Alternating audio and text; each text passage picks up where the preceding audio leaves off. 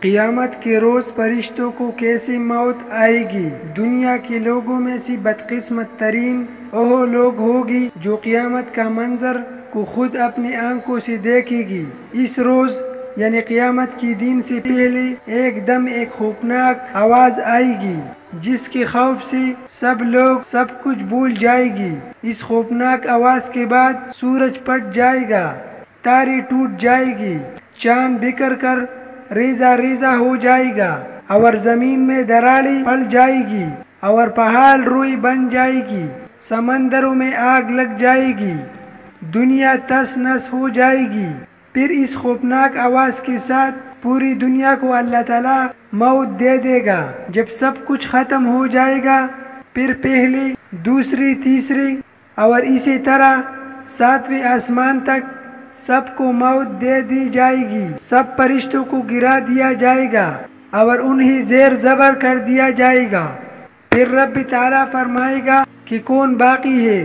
آواز سن کر ملک الموت حضرت اسرائیل علیہ السلام کہے گی کہ یا اللہ، مجھ سمیت تیرے 4 فرشتے ہیں، یہ جبرائیل، میکائیل اور اسرافیل ہے۔ اللہ تعالیٰ فرمائے گی کہ جبرائیل اور میکائیل مر جائے۔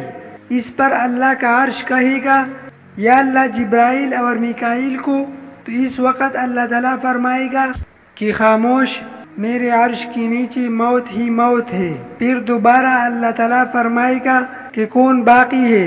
جواب آئے گا کہ عرش کے فرشتے یعنی اسرافیل اور اسرائیل۔ پھر اللہ فرمائے گا کہ اسرافیل مر جائے۔ اس وقت اسرافیل سور پھونک رہی ہوگی اور ان کے ہاتھ سے سور نکل جائے گا اور جا کر اللہ کے عرش پر لگ جائے گا۔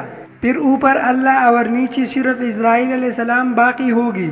پھر اللہ پوچھے گا کہ کون باقی ہے؟ تو جواب میں اسرائیل علیہ السلام کہے گی کہ بس اب تو میں ہی باقی ہوں۔ پھر اللہ تعالیٰ فرمائے گا کہ جا تو بھی مر جا، تو بھی میری ایک مخلوق ہے۔ پھر اللہ تعالیٰ کہے گا کہ کوئی ہے میرا شریک تو آؤ۔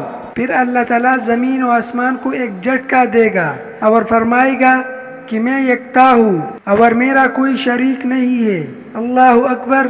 اللہ تبارک و تعالیٰ سے دعا ہے کہ اللہ ہم سب کو ایمان والی زندگی اور ایمان والی موت عطا فرمائے۔ اللہ تعالیٰ ہم سب کو قیامت کی تیاری کرنے کی توفیق عطا فرمائے۔